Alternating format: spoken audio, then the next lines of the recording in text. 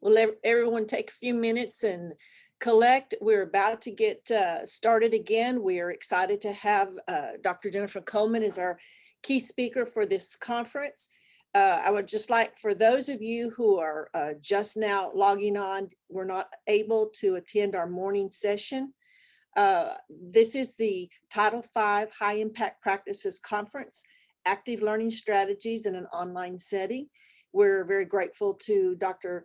Michelle Johnson-Vela, who is the director of the Center for Teaching Effectiveness, who helped us with getting faculty who could present in the morning and in the afternoon. And so I would like to go ahead and give just a brief overview of some details before we actually get started. One of them is that I'm the timekeeper. So when the presenters go over, then I will be breaking in to let them know that they have about 2 minutes left to present.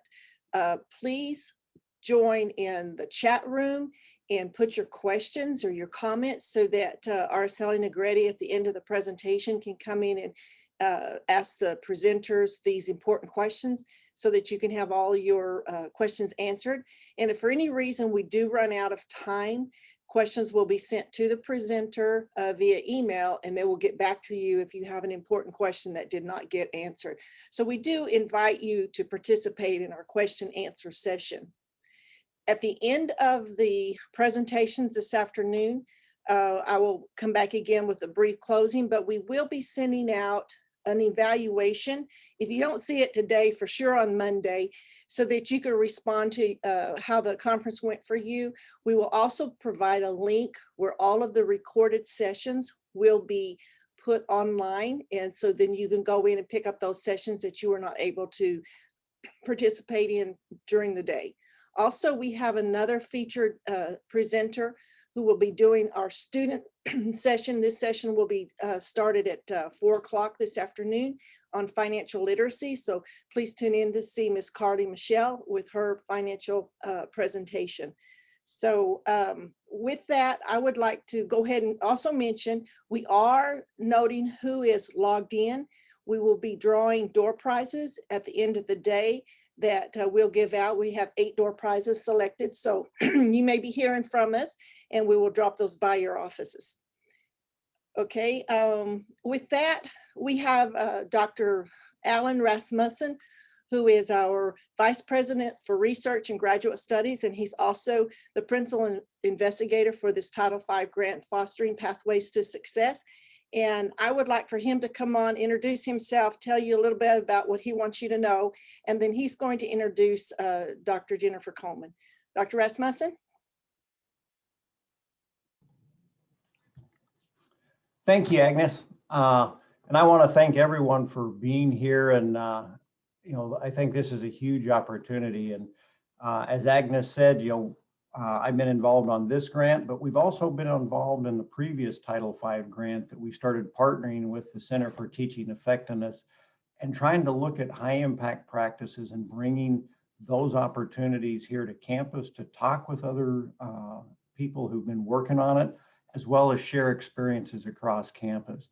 So we really appreciate the long-term collaborations we've had with the Center for Teaching Effectiveness. And we really appreciate Dr. Michelle Vela working with us and continuing that with the Center for Teaching Effectiveness. And with that, I'd like to introduce this year's current speaker. And I think it's really important to bring these in and look at other people's expertise and experience. And this year we have Dr. Jennifer Coleman. She's a professor of psychology at Western New Mexico University. And it's always good as someone who came from New Mexico to have someone from New Mexico be on our campus, even if it's virtually, Dr. Coleman. But as an early adopter of online education, she has also helped develop more than 14 courses in psychology, and that's all online. But she's also been teaching face-to-face or on the ground, is how she puts it.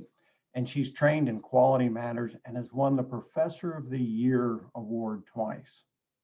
And as an administrator for more than 10 years, she served as a director for offices that include the research and sponsored programs. I think that's always good. Institutional Review Board. Anyone who chairs that, we bless you. Thank you very much. And then graduate divisions and admissions. And as chair of an interdisciplinary studies, she's oversaw fully online degrees at the associate's level, the bachelor's level, the master's level, and graduate certificates. As you can see, it's a broad range of experiences. And she's also worked with degrees that span psychology, business, education, counseling, English, and art. And she's an interdisciplinarian at heart and who's conducted research with students for more than 20 years. Dr. Coleman founded a student-funded program. I think we all need to figure out how she did that champions research and professional opportunities for students at New Mexico or Western New Mexico University. And as someone who's participated in undergraduate research herself, she's passionate about ensuring such opportunities are made available for all students, regardless of their physical location and economic means. She's presented extensively with students and most recently with those students she's met online. So I hope all of you are here that, we really welcome to have you start, Dr. Coleman, and thank you for working with us.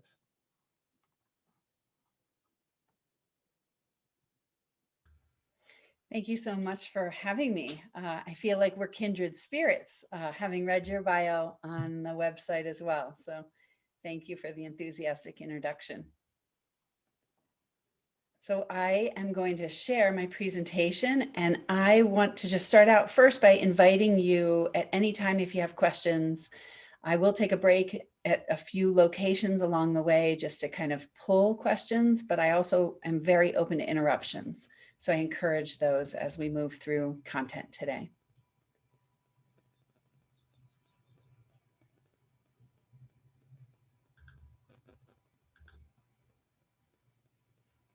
So can you confirm that you see the slide? Because I see something different now, of course. Yes. We see your slide. Okay, and is it, I told it to be in presentation mode, but it looked like it wasn't. Now it's in presentation mode, right? Yes.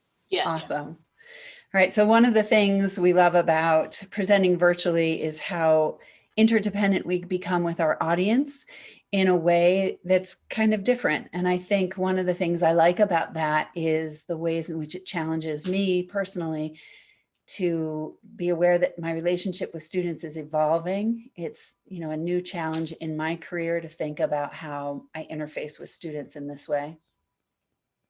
So today I'm going to talk to you, I picked this title, Plant and Pivot, in honor of our basketball teams that do play each other when we're in regular non-COVID competition. My husband was a basketball coach for 29 years, so it's part of our family culture. But the idea also, plant and pivot, comes from farming, right? The idea of rotating crops and planting and then pivoting to a different field. So I think we can garner a lot of inspiration from the idea of doing things repetitively that we know work well, right? Being really planted in certain things, practices we have, quality that we believe in. But at times we are called to pivot for a variety of different reasons, sometimes not by choice, which we're well aware of right now, but sometimes we choose to pivot. And I'm hoping moving out of the pandemic that that's where we will be, choosing some of the elements of the pivot. And so we're going to talk about that, taking high impact practices online while we're rooted in quality. And I'm going to focus specifically on undergraduate research, which is a real focus of mine over the past few years. I am one of 3 editors working on an upcoming book that will be released hopefully this summer with Stylus Publishing and AACNU, called Undergraduate Research in Online, Virtual, and Hybrid Courses, Proactive Practices for Distance Students. So thank you so much for having me today and allowing me to attend the earlier sessions. What a great roster of presentations you have. Let me give you an overview of what I'm going to talk about today, and I'll put the first 2 up. So the first thing we're going to talk about is the force of high impact practices, again, focusing on undergraduate research. The second thing is to talk about the force of online education in all its forms, not just the pandemic version of it, and then how to combine those forces and pivoting our high impact practices online with more intention. We'll talk about resistance and skepticism that exist in the academy, why we should be doing the practices we're doing, and how we can do them.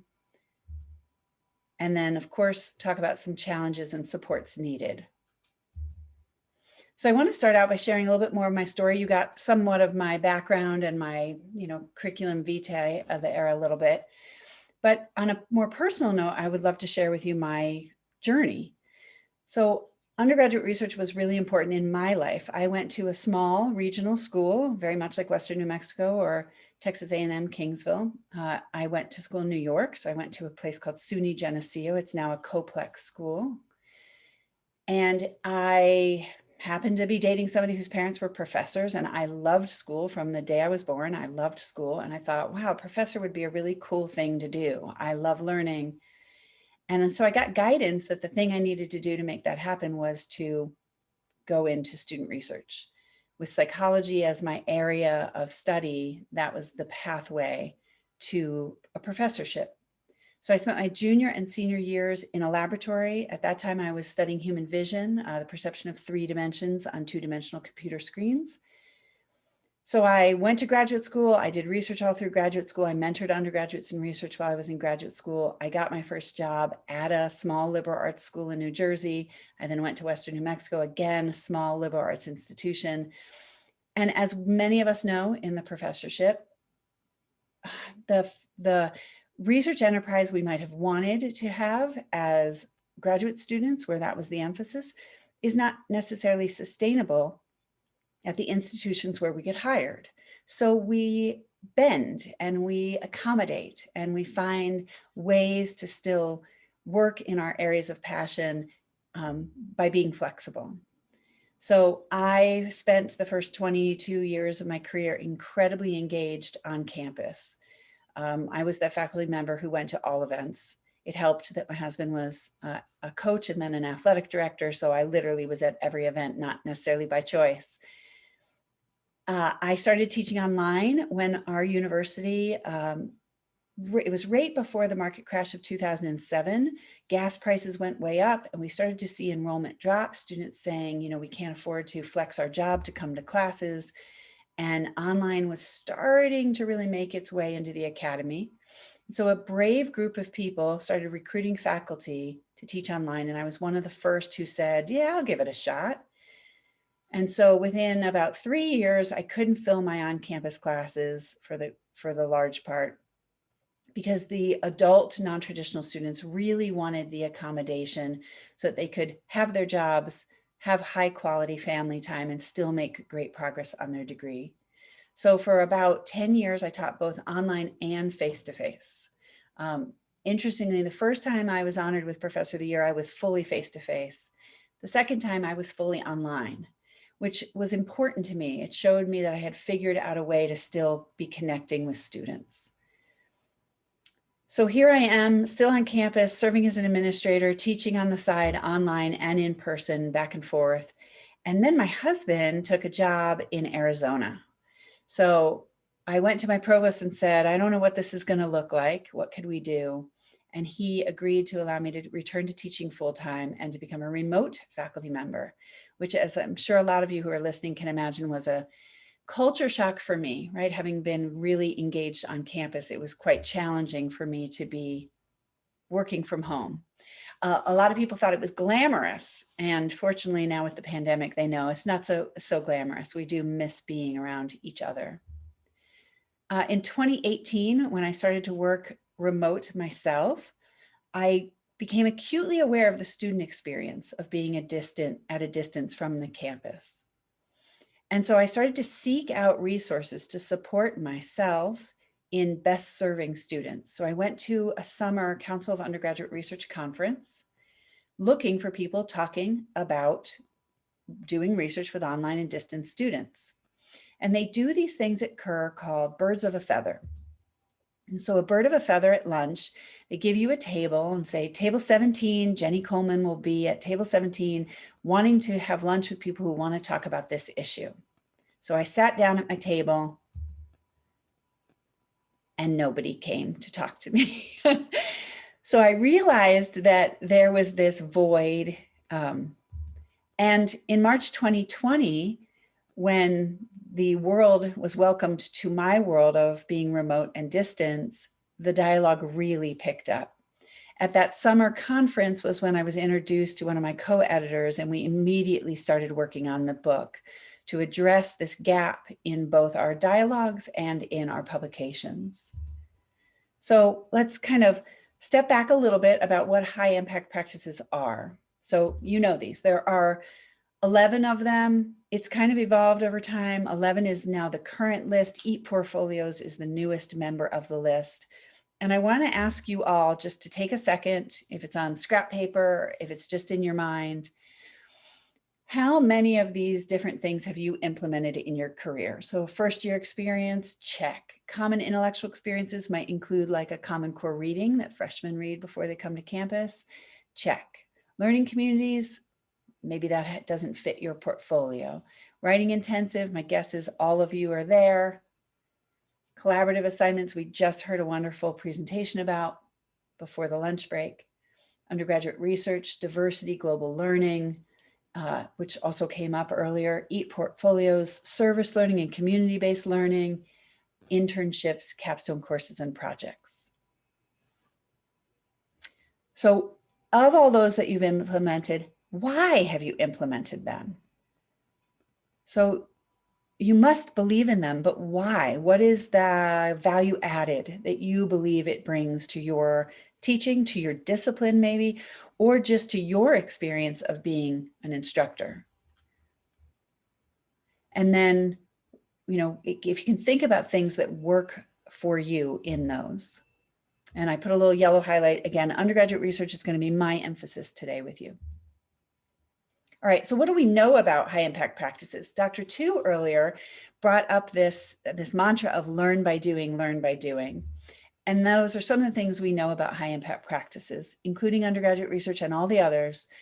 They are learning activities in which students actively do the following. They ask questions, they identify and solve problems, they collaborate together.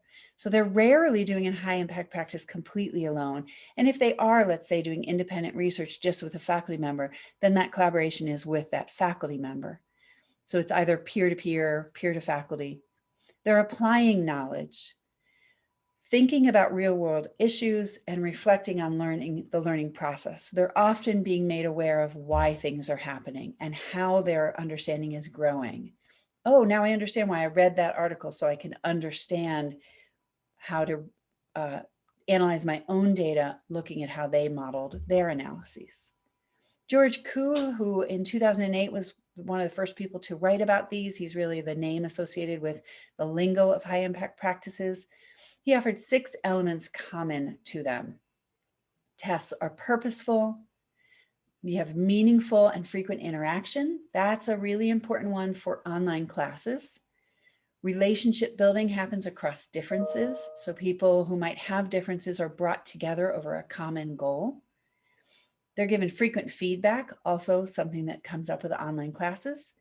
There's application of the knowledge and skills in a variety of contexts and understanding of self in relation to the world.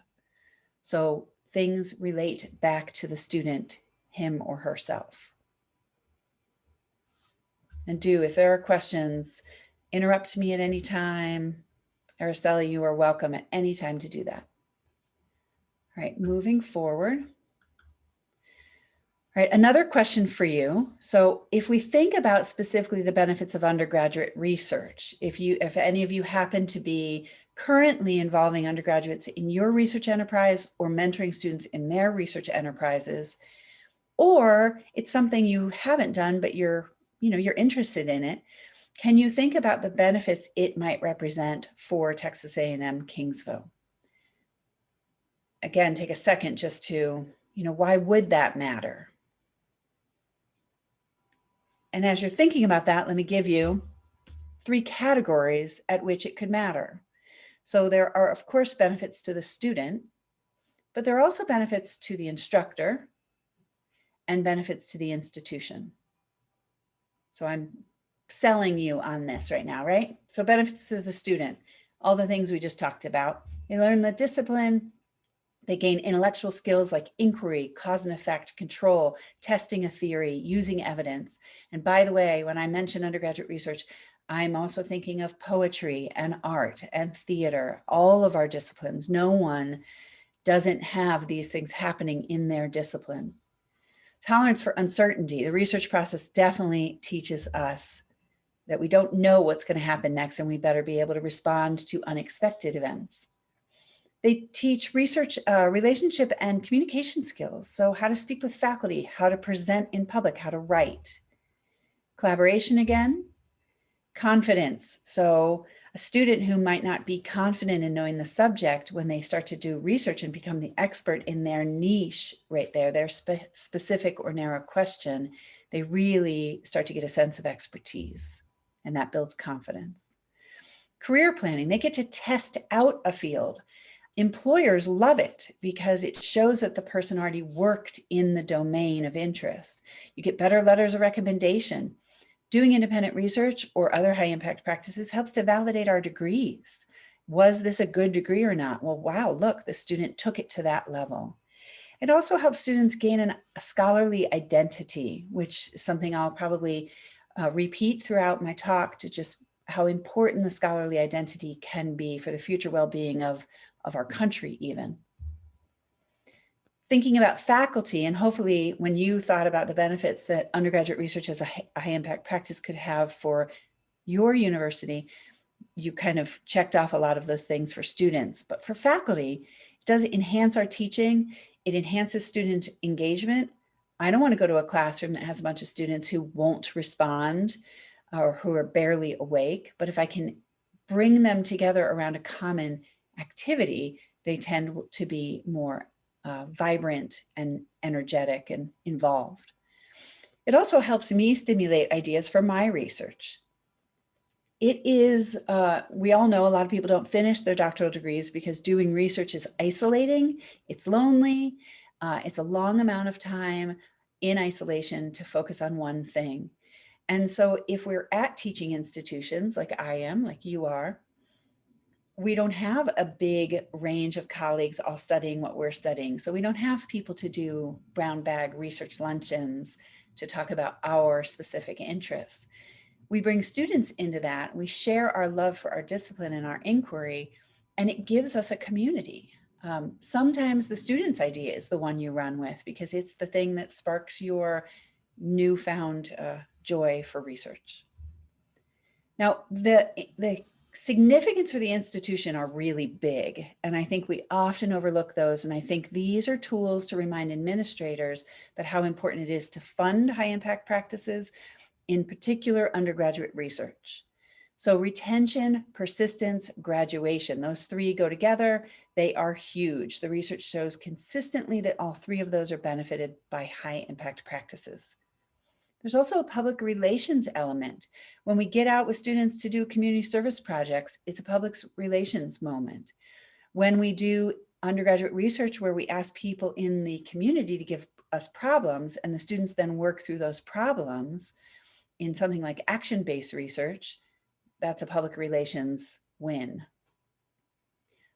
Undergraduate research and high impact practices are often used in university marketing. So we go to other universities' websites and we see the interview with the student who just completed a project and those little videos narrating, this university is so wonderful, I got to do X, Y, and Z. They're almost always high impact practices. And then indicators of educational opportunity. When we look at how universities are assessed, the extent to which students can participate in high impact practices is often taken as a reflection of the quality of that education, an indicator of what opportunity a recruit will have when they arrive on campus. So extremely important. You know, it's interesting, we invest a lot in athletics, and athletics is a major part of our campus joie de vivre. But we rarely see videos about, oh, I'm so glad I came to this school. I went to a game and had so much fun cheering in the student section. But that's definitely part of the on-campus presence and the joy of being a college student. But those don't make it into promotional videos on our websites. Perhaps they should. Maybe I just came up with a better idea. Let's shift and talk about online education. I gave you just a brief history here because some of these things are really important to think about. Where are we now and why might be we have the things in our toolbox that we have with us now? And some of that's an emotional toolbox, not just a physical one. So in the 1990s, when online education grew, it was really the for-profits, right? Niche fields like computer, ITT Tech, the University of Phoenix, the trade was the major thing, for-profit and a focus on certifications. But those programs grew really, really quickly, reflecting what the market was demanding. And so the US Department of Higher Education started studying them around 1995 or so. They started a 10-year study of online degree quality and whether or not, honestly, it should be fundable. And so in 2005, that study was finalized. The 50% rule, if you haven't heard of that, the 50% rule was basically this limit from the federal government that if a school had more than 50% of its enrollment online or at a distance that could have been at that time seen as correspondence education, that university was not eligible for funding through the federal government. So when the 50% rule was revoked, those universities now could get massive amounts of, so the University of Phoenix example, got these huge amounts of student loans, students being federally funded. And then, not soon after, the market crash happened. And kind of right around that time, we saw a lot of regional public institutions also getting into the market. And that's when my university happened to get into the market with what I would call not the first wave of online learning, but the second wave. It's early to market fully online programs.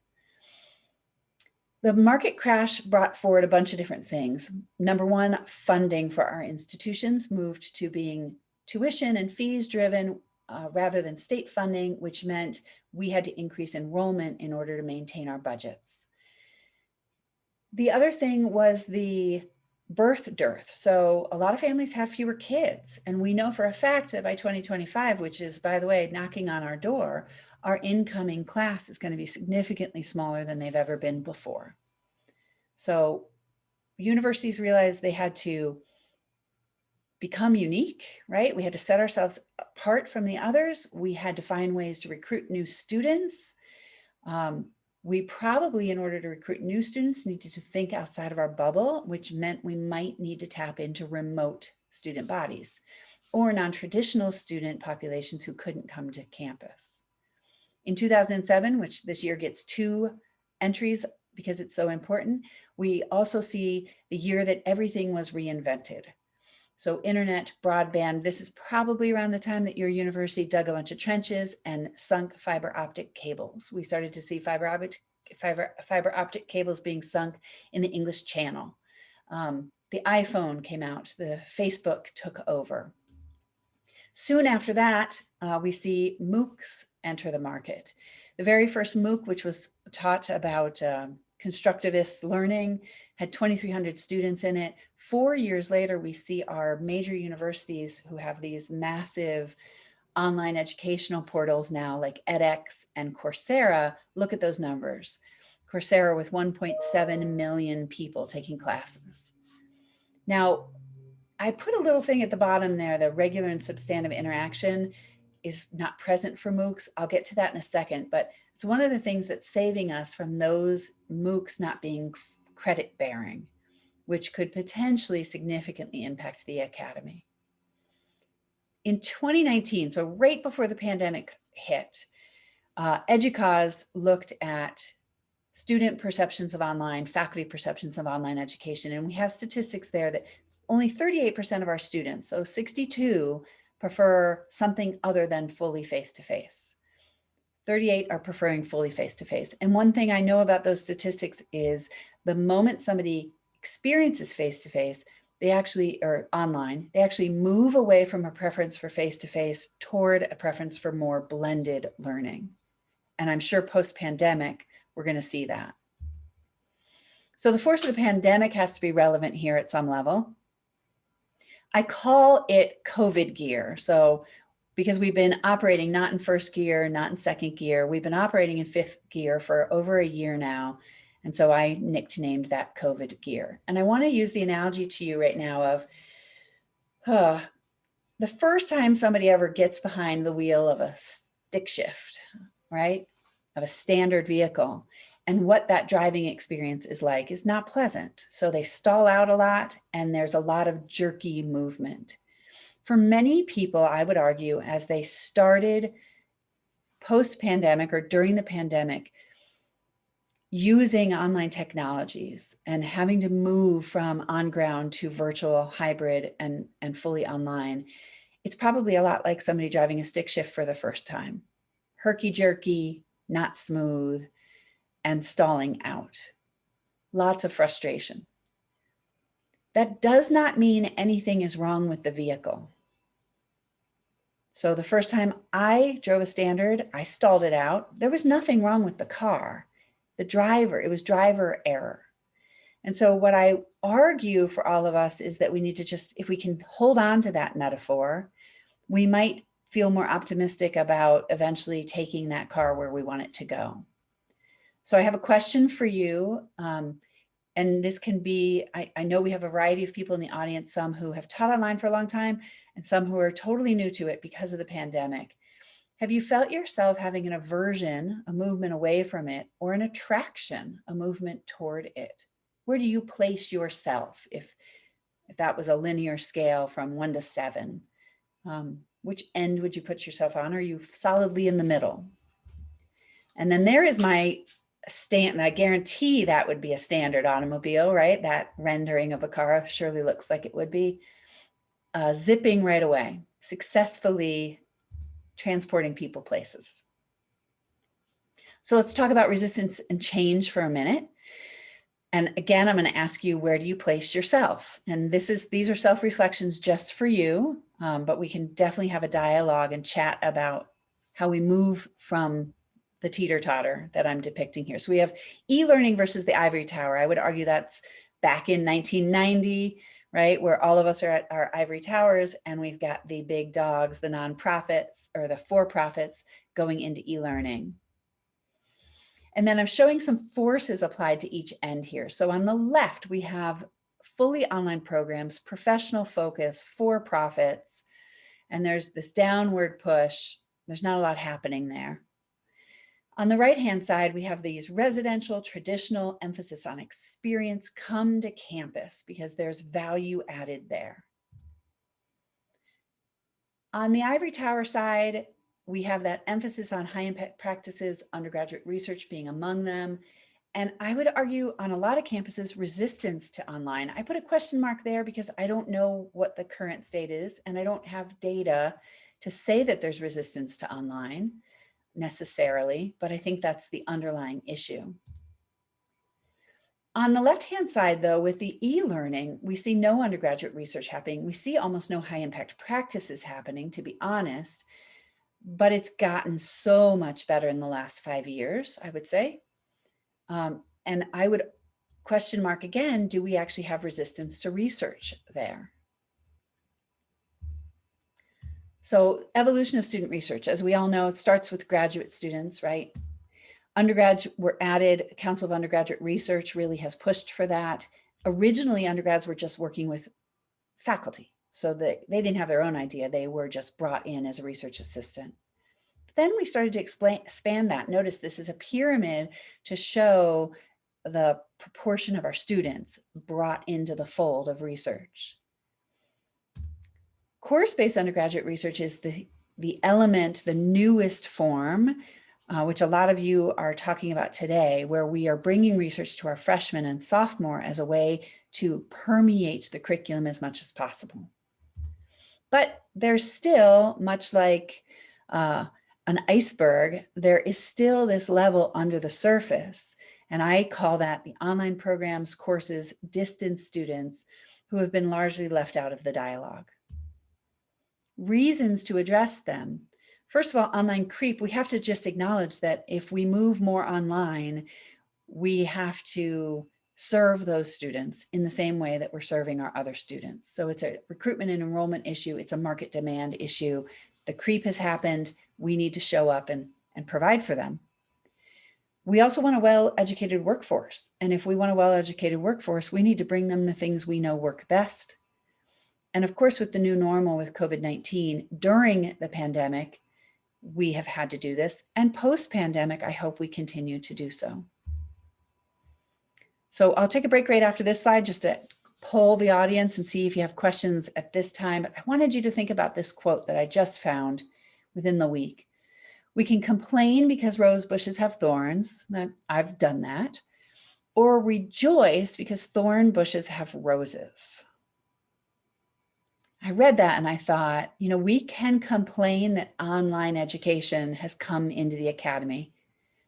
We have lots of reasons to do that because we really love students, we really love teaching, and we like coming together as a community to share ideas and to grow. But we can also rejoice that online education and technology are going to bring us to so many other students, non-redundant pools of students who deserve an education and who are going to enrich us in all the same ways that our on-ground students do. So let me take a second to check in with Araceli, and any of you, I know you can't necessarily unmute, but please ask me questions. I haven't seen any questions yet come in, Dr. Coleman. All right, well, comments are welcome too. I'm trying to make sure I can open up the chat myself, just so I can maybe catch things on the fly. Okay, let me know if you see this Okay. message that just popped up. You did? I do. And I want to just echo, you know, our first presentation today, I wish I had counted. We heard so many times from Nicole, I think it was Nicole, saying, this negative, I'd like to spin that and see it as an opportunity. And I thought, oh, I love this. This is just totally my type of people to hang out with today on a lovely Friday afternoon, right? So yeah, perspective is everything. All right, let me keep going because I can talk all day. So limiting me to an hour and a half, you're going to want me to keep going. Defining online broadly. So we have to take a second and just conceptualize. And you noticed that I call it on ground, and I'll tell you why in a second. So distance education is distinguished from correspondence and distinguished from on ground in the use of technology. And you can read that on the left. You probably have seen that before. I'm more interested in my bubbles. So we've got on ground, traditional, laboratory, classroom based. It's typically synchronous, right? I'm in a room with other human beings. Virtual is this video conferencing phone. It's almost always synchronous, right? We're virtually meeting today. This is a virtual conference, not an online conference. So online, fully online, there are no in-person meetings. It's fully asynchronous. So I'm going to add to this. Ready? There's hybrid. Hybrid is any mix of those two. So lots of you have an on-ground class where you decide Mondays, we're going to meet in the classroom. We're going to be in each other's physical presence. Wednesdays, we're going to do stuff online. I'm taking the best of both, and I'm bringing them together. That's a hybrid class. But virtual can also be hybrid. So we're going to meet synchronously on Wednesday from noon to 1 by video. And then on Friday, you guys are going to be in an online course shell using our Blackboard system, and you're going to do certain things there. Okay. The place, online is something that brings hybrid to the other domains as opposed to vice versa. But then we have another one, right? We have this high flex, and I don't know to what extent you're trying to do this on your campus, but it sure is a neat idea. Some of us, let's be honest, we've been doing high flex for 10, 15 years or longer. The number one place I started to do it was I was teaching statistics for sociology, natural sciences, and psychology.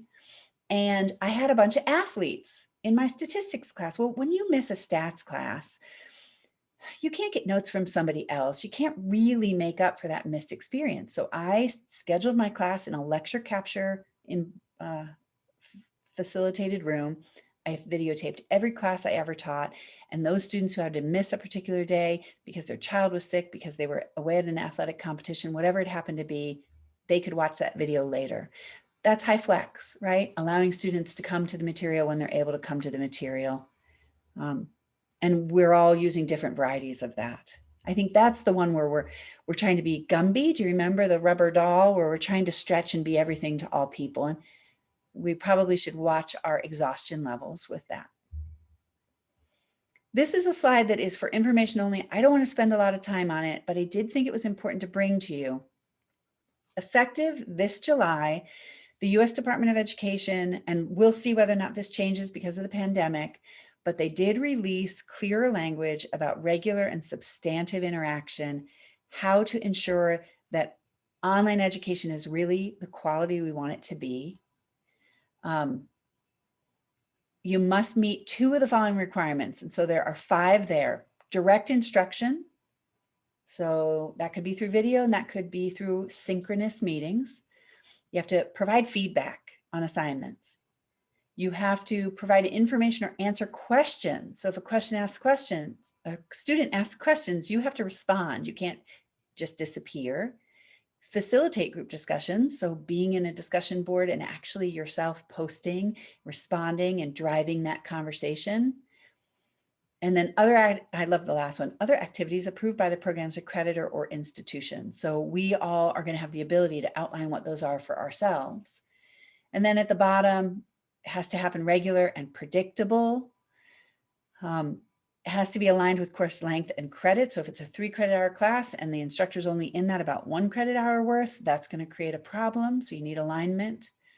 You have to provide some efforts to respond to requests for interaction. So if a student says, I want to meet with you once a week to talk about this, you have to show that you provided some efforts to respond to that. And then monitoring student engagement. So a lot of these are still ambiguous, but it's better than it was before.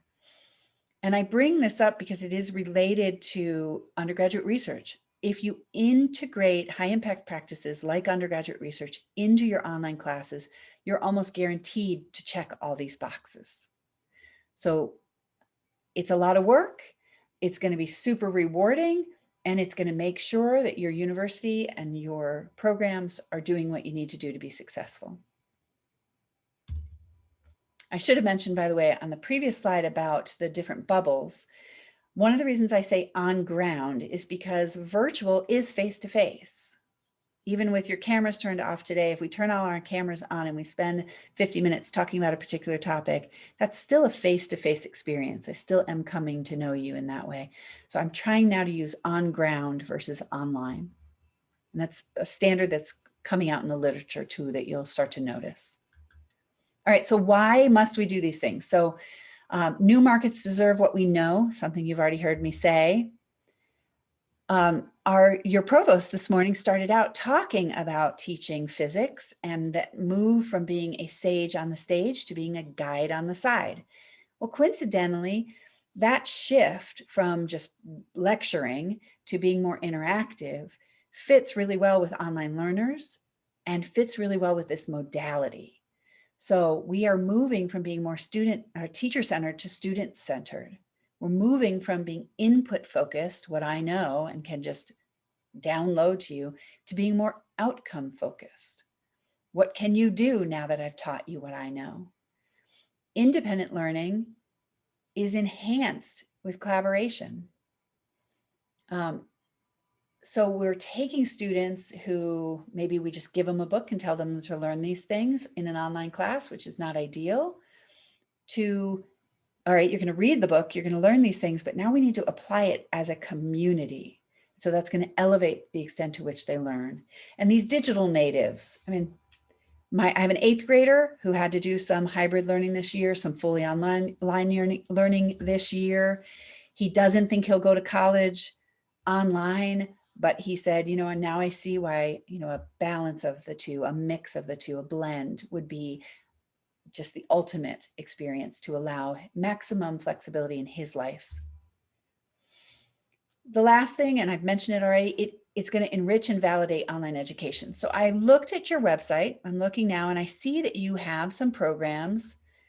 It doesn't want to let me click to the toggle, but you have some fully online programs. I noticed education and a few other programs. I think as faculty, I shouldn't go on the record as saying this, but I'm going to. When we meet people and we ask them, where are you attending college or where are you working on your PhD?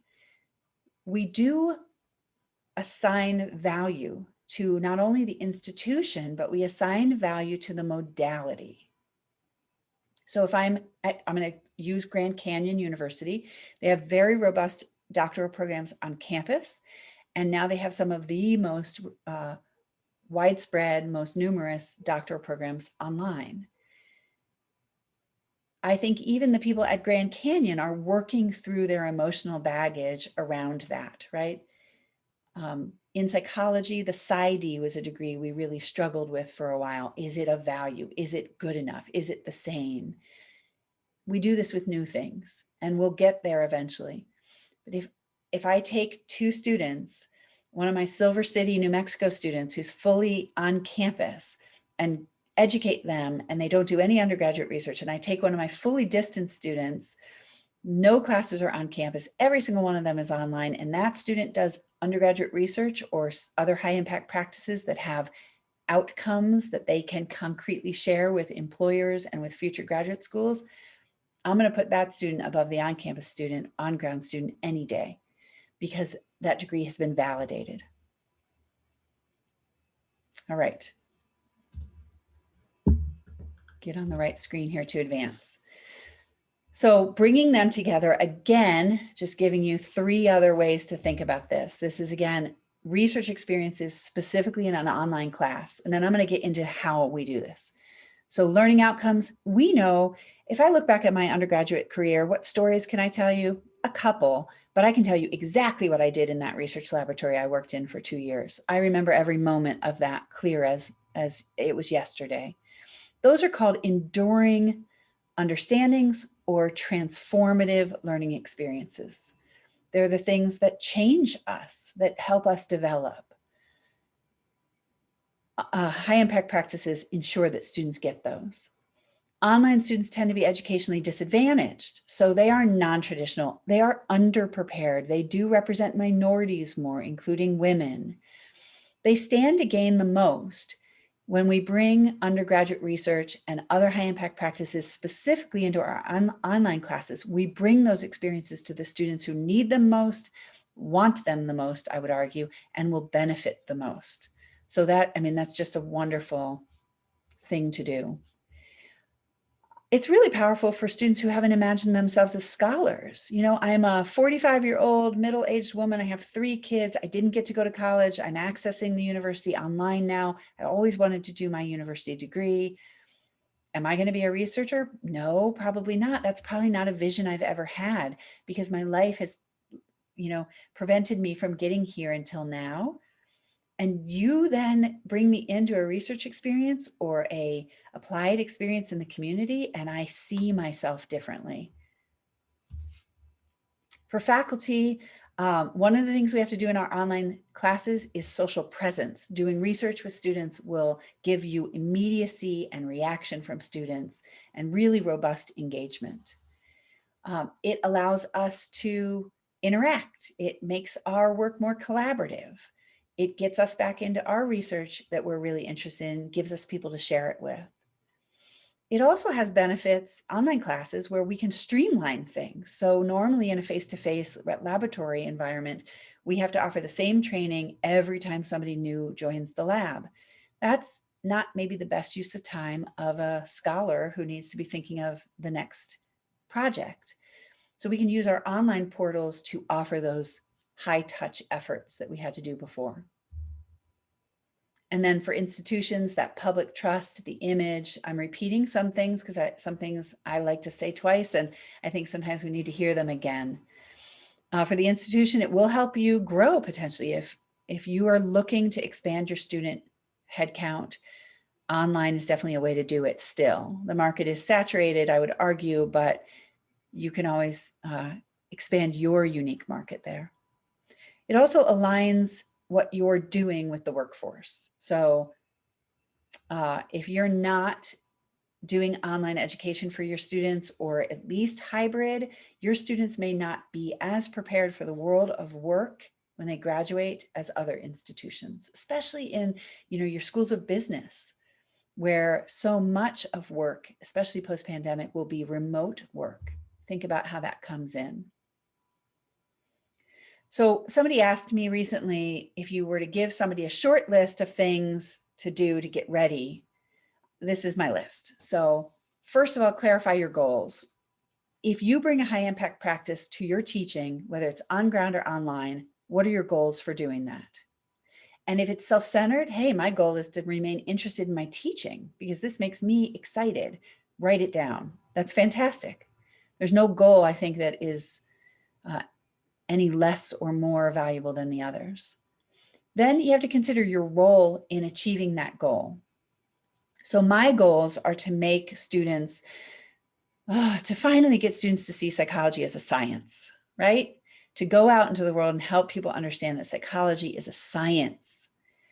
So that's my primary goal. So I have to teach, my role in that is to take students through a process of becoming scientists. So they need to learn about the community of shared information. So they become literate in reading journal articles, how to find them and how to read them. And then they learn how to ask questions. What's my role in that?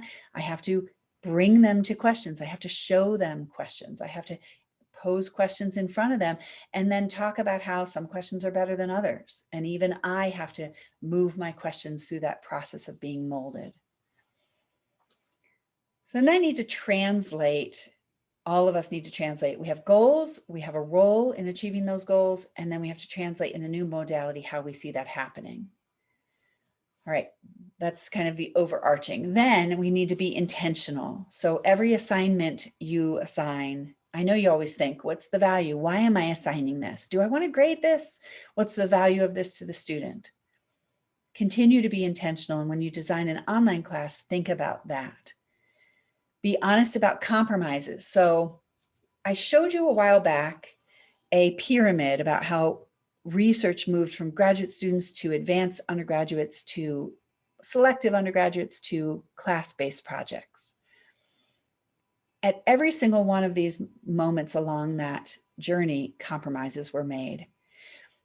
My research and endeavors are not what they would be at a different institution. I'm at a primarily undergraduate teaching institution, and so I have modeled or bent my work to fit the needs of the institution, to fit the needs of my time, because my time is more limited, and to work with students. So sometimes they're shorter projects that take longer time because I have to do 6 little things rather than one big thing. Embed skills throughout the curriculum. So don't wait until you're working with juniors to think you're going to get students in a class doing research. You have to think, what might have been good to introduce the moment we have them in a class so that I can get to this slowly and make progress steadily. And that requires that you really have a department meeting, a curriculum meeting, and talk about what you might want to do and whether or not your colleagues will support that by embedding things throughout the curriculum. Scaffold assignments across levels, that's the same idea there. Across the curriculum can also be interdepartment, intra or inter. So you can think really big if you want. Be willing to learn from failure and success. It's not going to matter to the student 20 years from now if your research project or your high impact practice bombed in 2020, right? They're going to learn from that failure as much as they would have learned from a success, and it's not going to create trauma in their future, I don't think.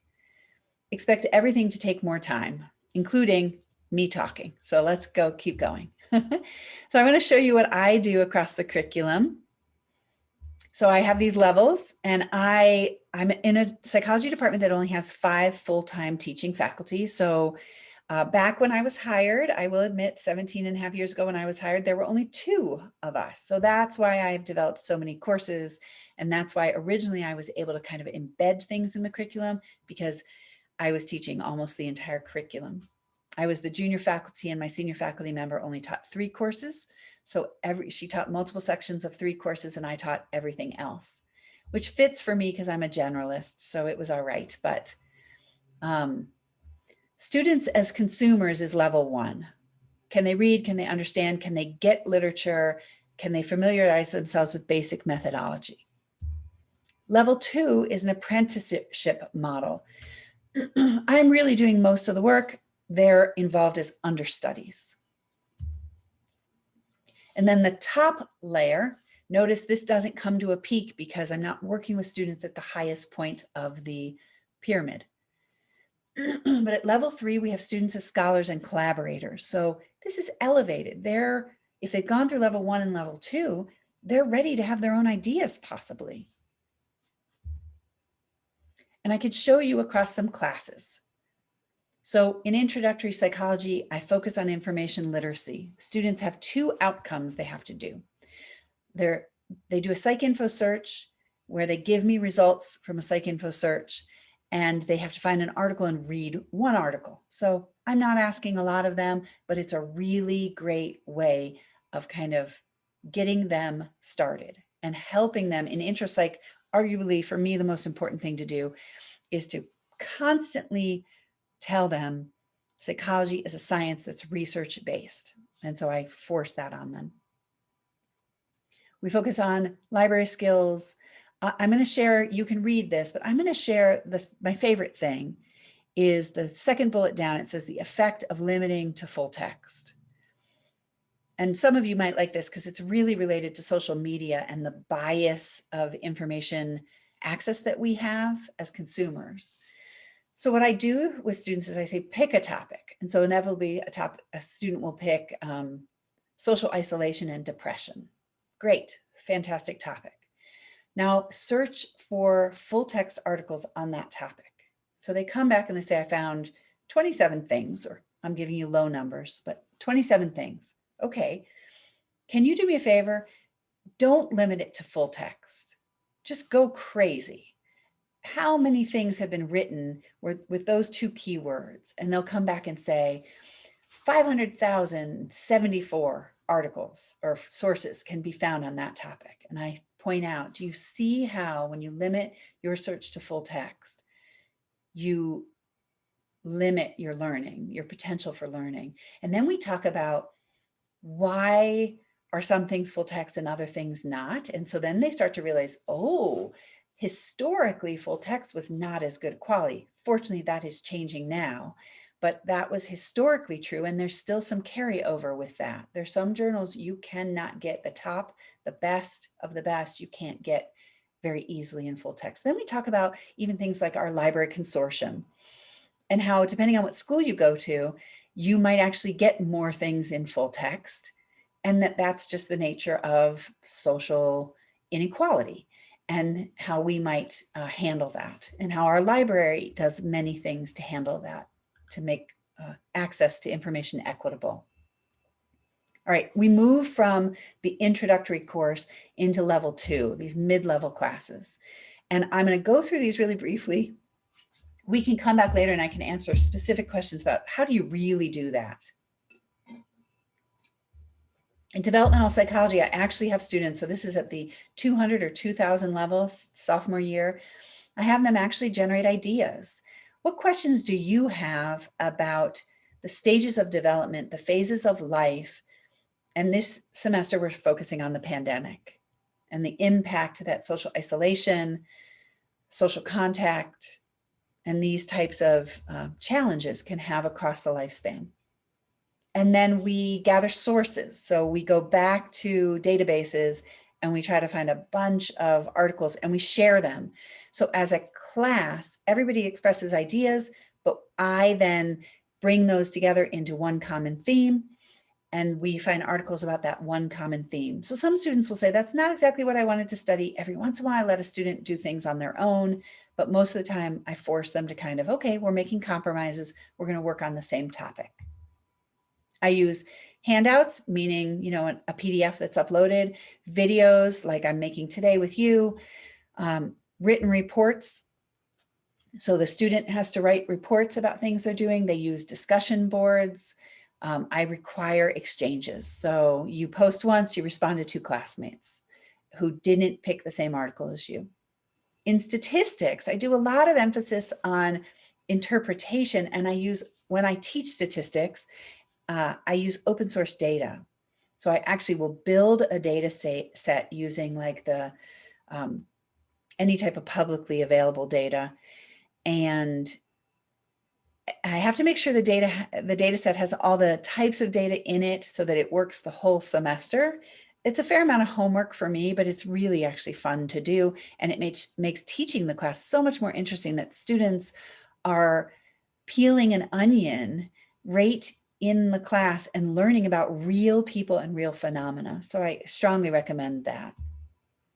I use a document imager to simulate teaching statistics. I don't necessarily always find good YouTube videos, and the students, I could take a YouTube video and recreate it with my image and my voice and talk to them directly, and they'd prefer that any day over the YouTube video. So it's not necessarily the content of the video, but the display of care and concern and enthusiasm that they get from me by it being my video. I hope that makes sense. And I do take-home tests and time tests. I respect that some things don't work so well. And I'll tell you, I do a little trick. I do the time test first. I say, okay, you're going to have 2 hours to do 10 problems. I then grade that completely, or it's auto-graded. And then I send that exam back to them and say, every single thing you got wrong, work it out by hand. Show me that you can figure this out. And students love that I give them a second chance. And then in research methods, our students actually, and I've been doing this at the university since I taught this class in 2004, they do an actual project together, either individually in small groups or as an entire class. I've done every single one of those models.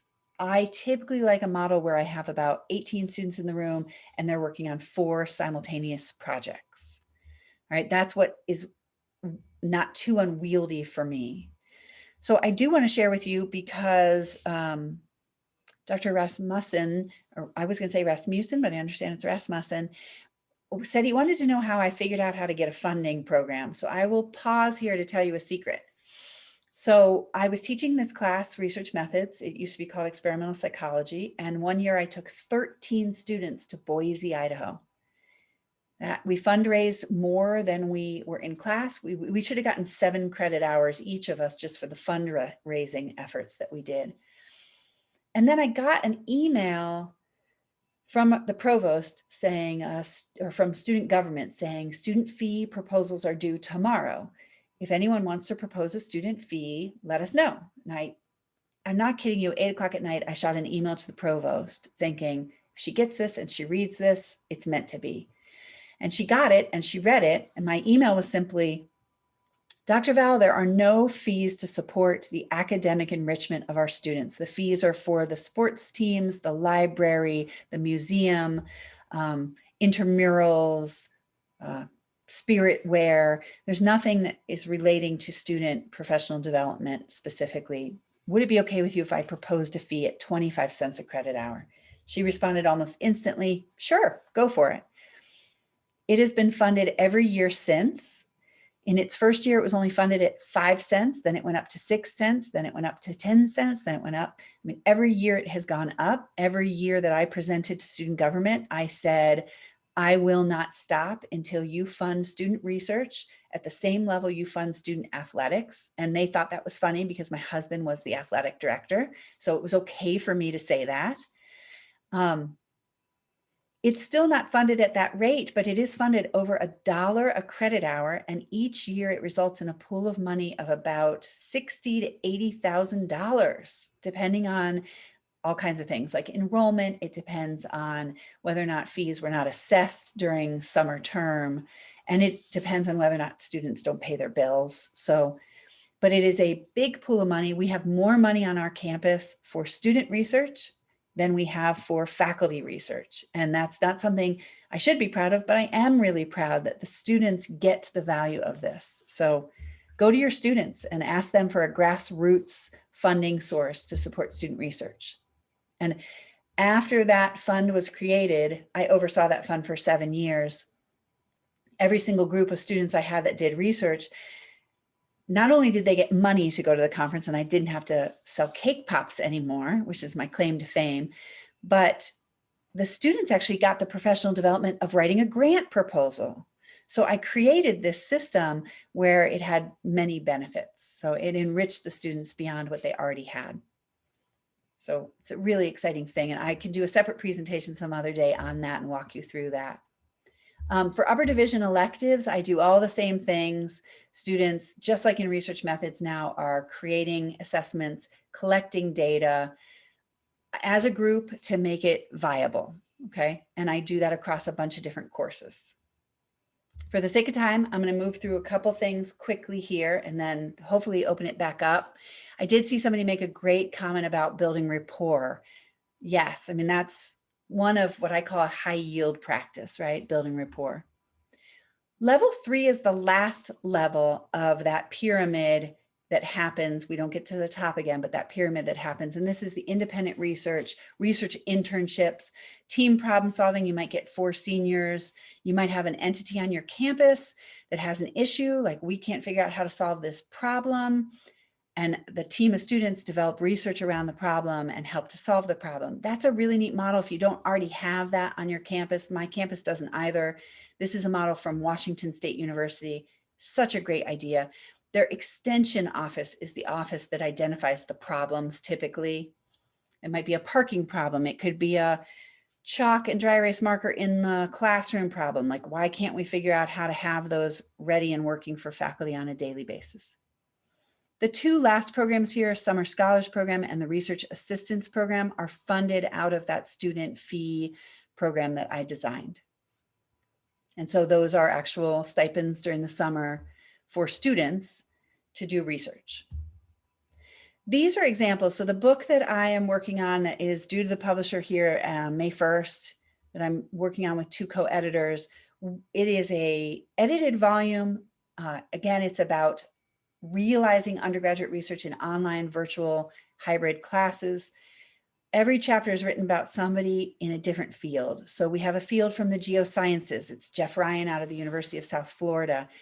His chapter is amazingly compelling about all of the open source data that's available to engage your students in some really serious geoscience research, even when they are unable to collect a sample.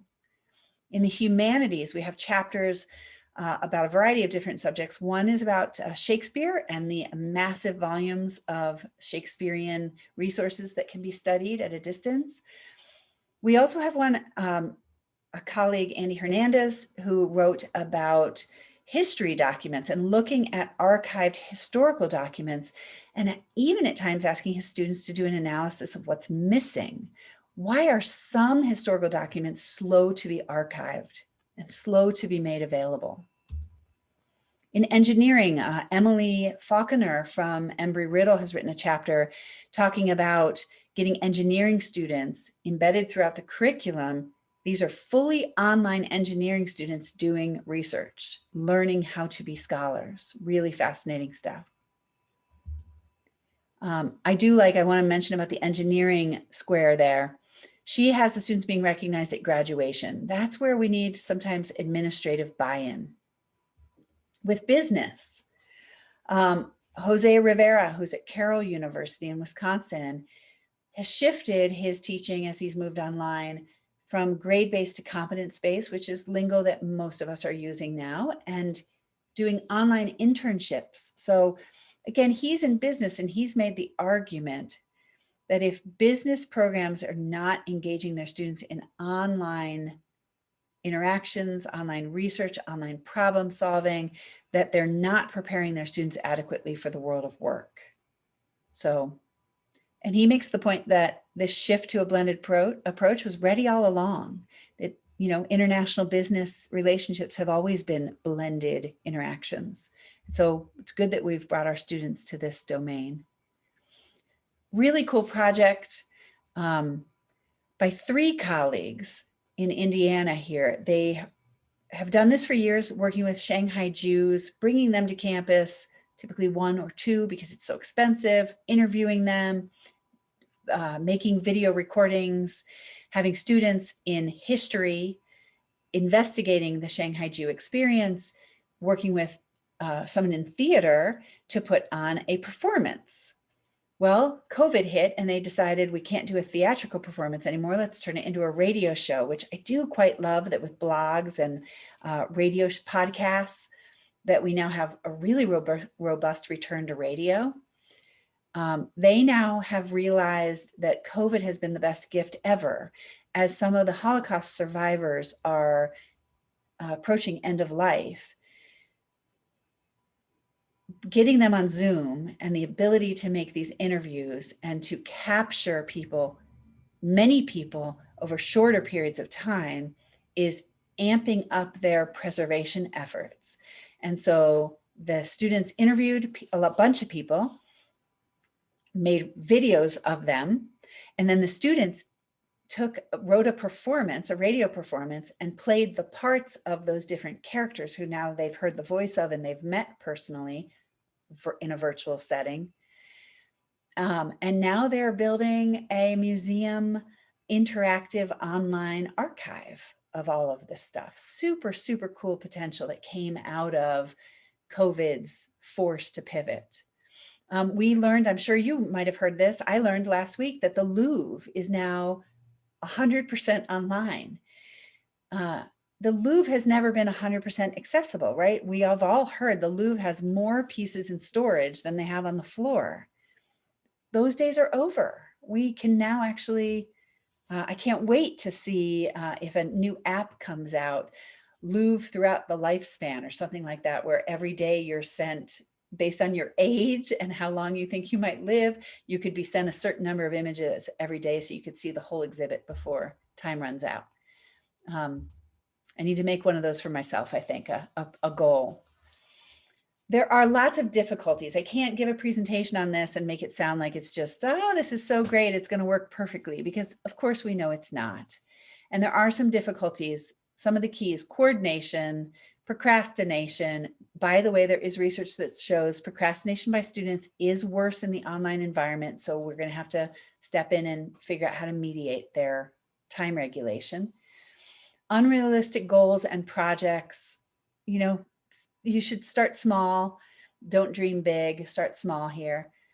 Underestimation of the time needed. Yeah, start small because you're going to need more time than you think. And communication. And I put a little thought bubble above all of these because sometimes when I listen to colleagues tell me what can't happen in the you can't do that online because you don't know. Everything that they say after that you don't know is something that I experience in the on-ground environment as well. You don't know if the students are writing their own paper. No kidding. We don't know that on the ground either. We don't know if students are cheating. That's right. Guess what? They're still cheating in our on-ground classes too. We don't know if the students, I can keep going. There are always technical difficulties on all sides, the faculty side, the student side. Those are going to happen more and be frustrating. And time zones. So I'm 2 hours behind you all. It is an exercise to be sensitive to time zones. And then I put an elephant in this virtual room. And I'm sure if you want to post a chat, I'm sure some of you can think of what's the elephant in the room. Why would it be hard to take research online? And I will go ahead and show you some of the things I thought of. It is true that there are some pieces of equipment and some chemicals and some items that can't be worked with in an online environment. My sister is a hydrologist. She's a professor at our alma mater where we both were undergraduates. And she and I have really neat conversations about how my career is shifting and changing and how hers has been impacted by COVID and how just what our experiences are and how we can support each other through reacting to some of the challenges. Consistency is definitely an issue. In psychology, if you're doing interviews or social work or sociology, if you want to do structured interviews, how do you get consistency? Or semi-structured would even be harder. How do you make sure that your students are all going to be doing things the same way? And again, I would argue, we never knew if they were in the face-to-face or on-ground class experience either. Ethics are a real issue. How do you know when you send a student out into the field to execute some research that they're going to do it as appropriately as you want them to? On ground or online, these are still concerns. The equipment and the specimen issue are the two that I would say are extremely unique to taking research to an online, virtual, remote relationship with a student or with a class. And those are places where I find myself saying, yes, you are going to be asked to compromise. So rather than going to Mars and getting samples with your students, you're going to have to use Google Earth Pro and its renderings of Mars to evaluate the weather up there. So in the same way that many of us compromised our research enterprise when we went to a different type of institution with different types of resources, we find ourselves doing that again. And there's nothing wrong with making compromises. There are some connections to consider. Platforms for communication, there are lots of them, right? Email, Zoom, phone calls. Don't forget there's a phone, right? We often forget that that's even a resource anymore because we're so used to this. Your Blackboard learning management system is one of the best platforms for communication, and they're always adding new elements to that. I use the LMS for announcements to remind students, hey, this week you should be thinking about ideas as you walk through the world this week.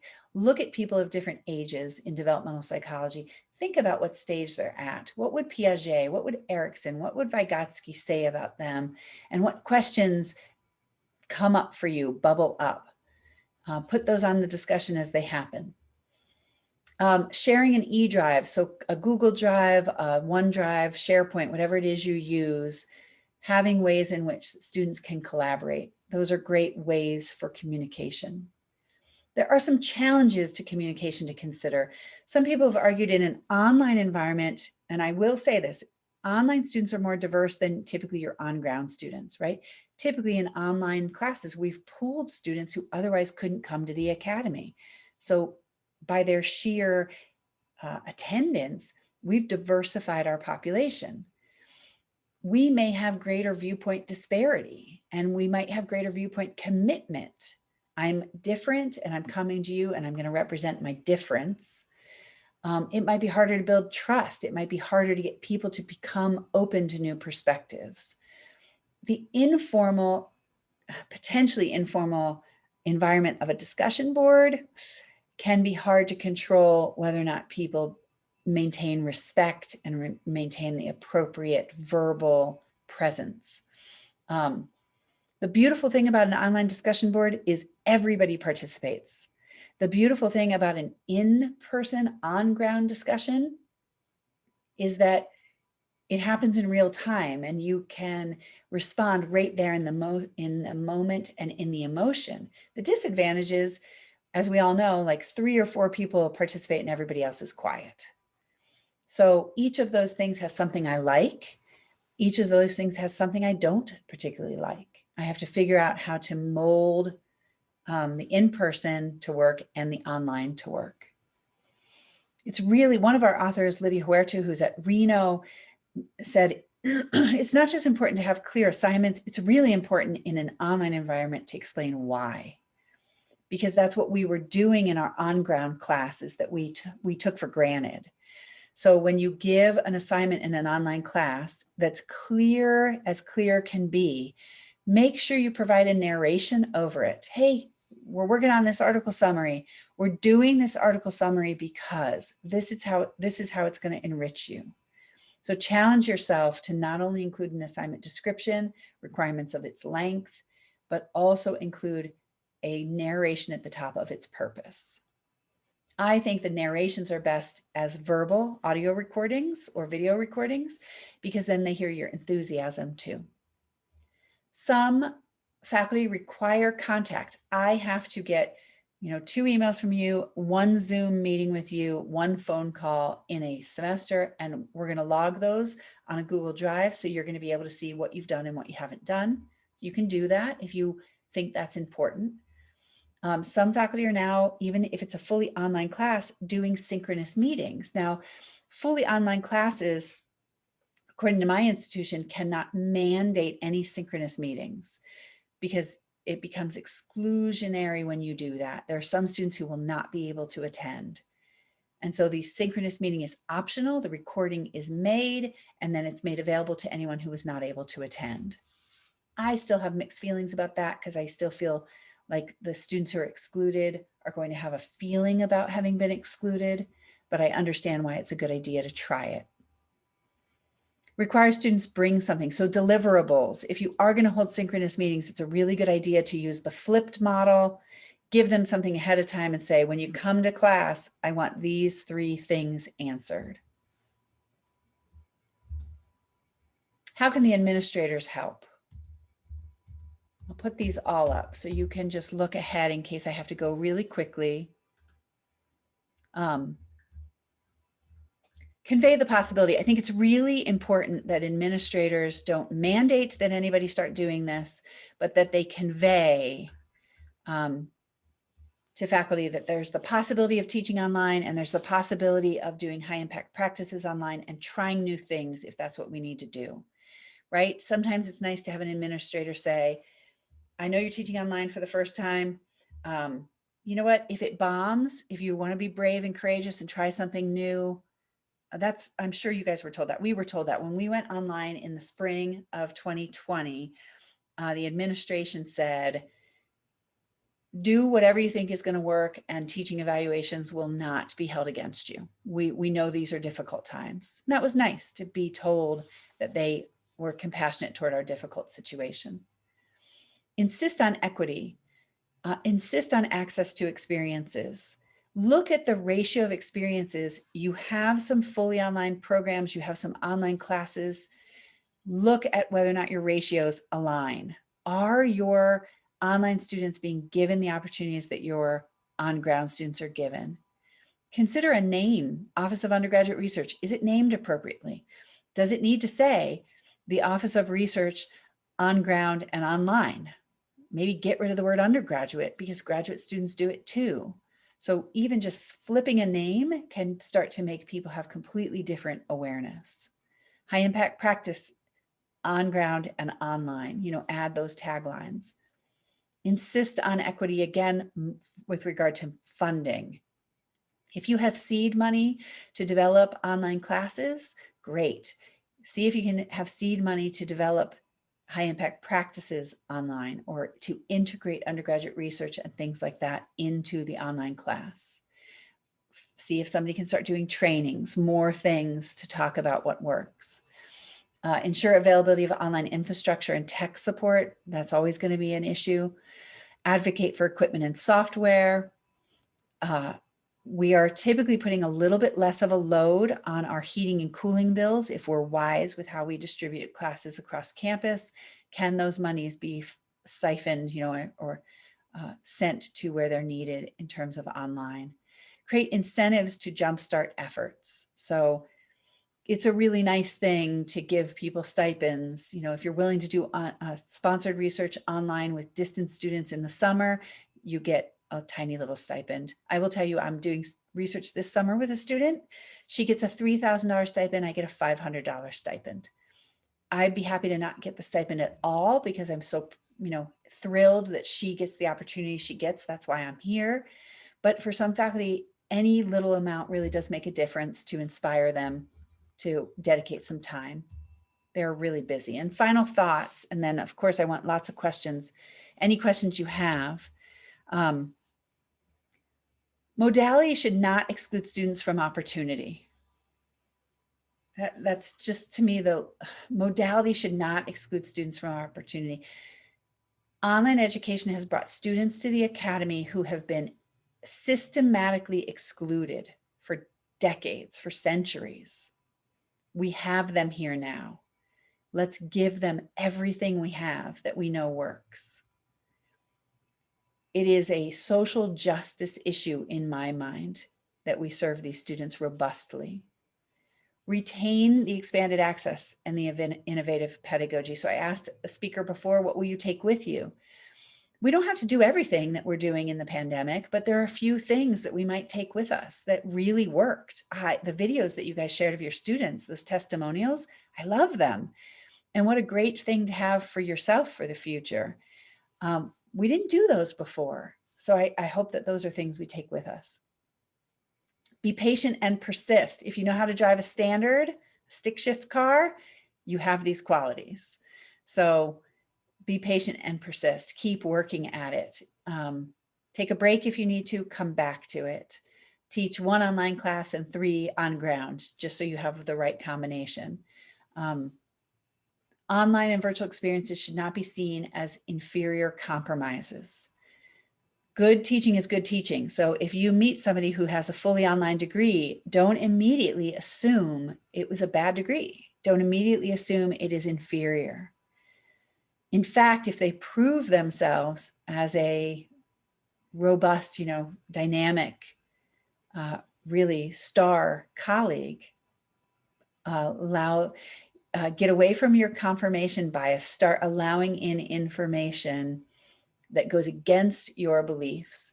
And I would say, be the change you want to see. As much as I hate how overplayed that expression is, if you think online is not necessarily as good as on ground, you be the person who does that differently, right? So do the things in your online class where you can walk away and say, that was amazing. That class was fantastic. I have no doubt that those students got not only an equivalent product, a superior product. And then, of course, be honest. On-ground classes and students aren't perfect either. So the criticisms that are sent against online teaching and embedding our high impact practices in online settings often make it sound like there's a panacea on ground, and there just isn't. I wish there was. These are 3 sources that I would recommend. If you don't have these in your faculty development office, if you don't have these in your Office of Undergraduate Research or your high impact practices center, I think they're good ones. And then any questions? Let me get back to chat here if I can find how to see it again. Okay. Ask questions. Ask me lots of questions, and they can be about anything. Dr. Coleman, I don't have a question right now, but I just wanted to emphasize on your on what you said about assigning clear assignments and explaining the purpose of the assignments to the students. And I think, it gives the students time to realize that you're not just giving them busy work. You're telling them basically exactly what they will benefit from each of those assignments, and hopefully they make a connection between the work that they're doing in the classroom with their course and their major. Right. It's amazing. I think the longer we teach also, sometimes the less we remember what the student needs to hear. And I think maybe something good that has come out of people teaching in a different way with the pandemic has been thinking about what we're doing again, those meta cognitive skills. So I can, while people are thinking of questions or comments, I do have my contact information here. I can also, if you have a request, so if somebody is particularly interested in something, like I'm particularly interested in research on high impact practices in the online environment, what's been published, you can always shoot me an email or post in chat, and that's something I can do after the conference as well. I'd be happy. Another high impact practice that many of you might be aware of, and I'll share with my next slide here. I wrote for my department this is a supplemental effort, I said, because it's not about undergraduate research, but I wrote about writing, and I wrote a writing value statement for the psychology program at Western New Mexico University. I named it Psyched to Write, right? Cute little lingo, Psyched to Write. Writing across the curriculum is another high impact practice. It's one of the easiest ones to integrate into the curriculum, especially online, where so much of our participation becomes written participation. But I realized that students were complaining about writing. Why do I have to write so much? And I realized they don't really understand why we have them writing, that there's actually an objective behind it. And so we wrote this statement. It goes on every syllabus we have in every class. And so every student hears our value statement about writing. So I see some questions here. One, tell us more about the book and when it will be coming out. So it's completely done. We're just waiting for the publisher to be ready to take it. They're working on another book right now. So we will have it to them by the end of this month. So May 1st, I don't know how backlogged they are. So AAC and U had recruited us to write this. We were already working on it, but then they came to us and said, are you guys working on anything? We said, yeah. But AAC and U, that's the Association of American Colleges and Universities, they just merged their publishing house with Stylus. And so that merger has caused a 1-month delay, which was fine with us. But it's supposed to be at press. It was supposed to be at press July. My guess is now it will be August. And I will definitely send some copies. I'll figure out what I need to do, but I'll definitely send some copies to I'll ask Araceli, to whom do I send those, and maybe allow you guys to have some shared copies on your campus. 2 questions. How do you deal with digital exhaustion? Not very well. Toward the end of the semester, what are your thoughts on students having their cameras on or off? Okay, so digital exhaustion, I go outside a lot. I live in Arizona, so you guys have great climate too. I do walk outside a lot. I only wear reading glasses. So I don't normally wear glasses, but to Zoom, I have to wear glasses. So now all my students think I wear glasses, where the rest of the world knows 90% of the time I don't. So I do have to get my glasses off. Otherwise I start to get headache. I'm at a standing desk now. So that's kind of I don't know if you noticed, that's kind of the new standard of professional presentations, is that you're supposed to stand. And so I try to do that with my students so that they get the same type of physical body movement that they would get if they were in a class with me. I know that's a silly thing, but it has helped with my technology exhaustion. It gets me on my legs. My thoughts about students having their cameras on or off. I would love it if every student had their camera on. I would love it today if all of you had your camera on, because I do build a sense of knowing people when I get to see them. But I let all my students keep their cameras off. Normally, when I teach a class, like today, there were 3 or 4 occasions when I asked you guys to kind of think about yourself and think about where you are. In a class, I actually make the students post to chat. It's part of their attendance and their engagement. And so I find other ways to see them, to see that they're still attentive and present. I do have 1 class a semester early on where I mandate, it's not the first class, it's typically the second or third, where I mandate a camera. And then I do screenshots. I tell the students, I'm getting your picture. I do screenshots. And so I know who they are. I can envision them. I study their names. I study their images. Because if I do go to graduation and I get a chance to see them, I want to be able to go up and say, you're Jack, you took my class 2 semesters ago. I recognize you from your picture. And I am kind of known for doing that. In fact, I've been teaching since 1994, and I have photos of every student I've ever taught. And I take group pictures and I make the students label who they are with the name that they want to be called. And I've saved those throughout my career. So a student from 25 years ago can email me and say, I don't know if you remember me. And I go and I look at their picture. And if I don't recognize the name, once I see that face, I remember everything about them. So really important to me personally.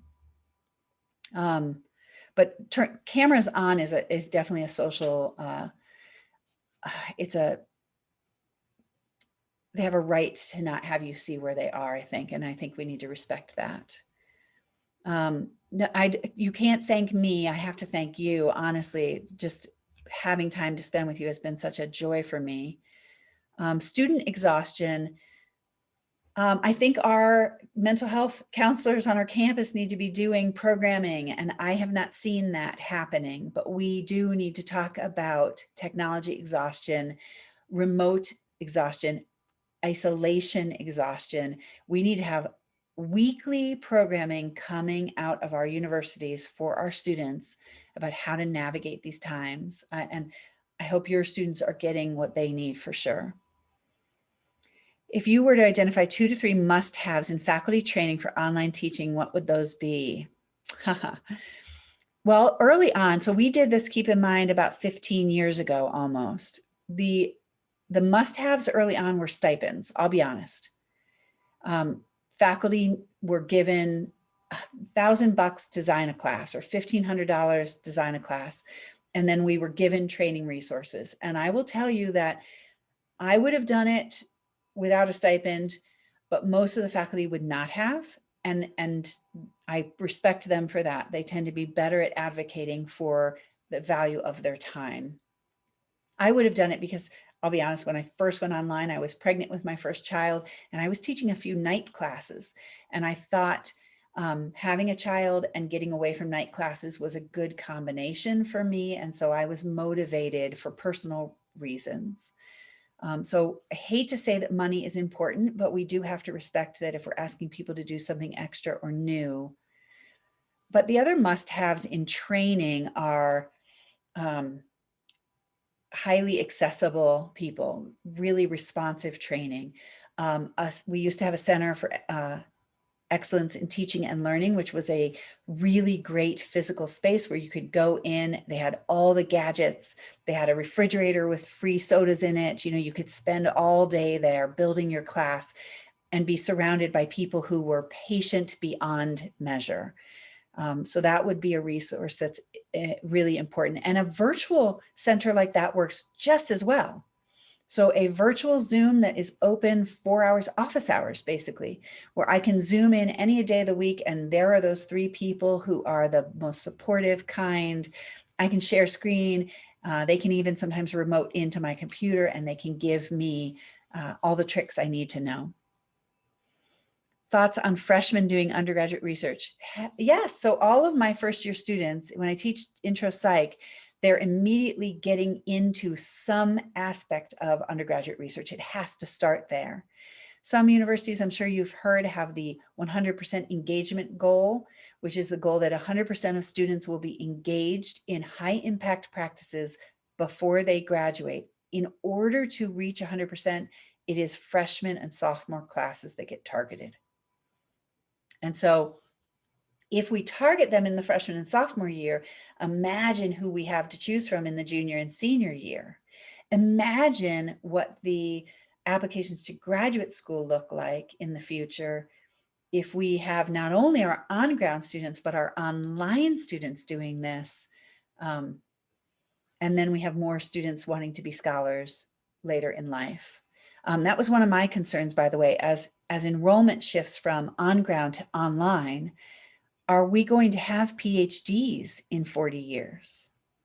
If we're not mentoring our online students in research and not giving them a scholarly identity, who's going to be going to graduate school in 40 years? So the time is now to start acknowledging that those students are our future professors, as well as our on-ground students are. Are certain HRPs more effective in online environments than others? You know what, I'm going to tell you, I think there are a few that are more challenging. I think writing intensive, collaboration. We do know that collaboration and undergraduate research are the 2 that have the greatest impact on underserved, underrepresented, and that seems to be who's primarily online. Learning communities are going to be almost impossible to do in the online environment. So that's something to think about. It probably won't be called a learning community anymore. It'll probably be called something like a geographic community. I mean, maybe there is something to be said for having things in common. So they might be commonality groups where you bring all your online students together, figure out what things they share, and then create learning communities in your online student population. I would love to see somebody do that. Be the first to do that and call me, tell me how it's going. Do you think the traditional semester timeframe is appropriate for online instruction? Is it the right amount? Oh, that's such a good question. Expanding on the question about student exhaustion with digital media. So I have gone to teaching I teach in the summer 4-week classes. In the semester, I have gone to doing all 8-week classes. I do think there's something to the old trimester model, which we all tried to fetter out of the academy. The trimester idea, right, was you do fewer classes in a shorter amount of time, and you just get that intense absorption of information in a few things. And I know we're out of time here. 8-week classes for me, for my institution, are allowing students to do fewer classes at once. And I think that helps with exhaustion. When I sit down to teach and I only have 2 8-week classes to look at on my Zoom or on my Canvas is what we use, I feel it is more manageable. I have fewer inbox messages. When a student messages me, I'm more likely to know what class they're in. When I have 4 full semester classes, my inbox is crazy. I don't know what class you're in. I'm teaching 4 different classes. I have 4 different preps. It's a lot to manage. So I have chosen 8-week classes for 2 reasons. One, for myself and my digital load. And the other is for the university, so we can admit students at more, especially during the pandemic, we can admit students at more points of entry. And so I'm sure that's something your administration would love to hear, that the faculty is willing to start looking at multiple points of entry. So you have summer as a point of entry and 3 terms in the summer, potentially 2 in the fall, 2 in the spring. I don't want to keep you guys too long, and I don't want to. I want to just take a moment, Dr. Coleman, and say thank you very much for such an informative and great presentation. We really appreciate the fact that we are able to record this and have it to go back and review. I know you had some excellent slides and some excellent points that will help me. So thank you so much for sharing. Oh, thank you. I can't thank you all enough. And I'm going to stay for the afternoon presentations. Everybody has been great. With that being said,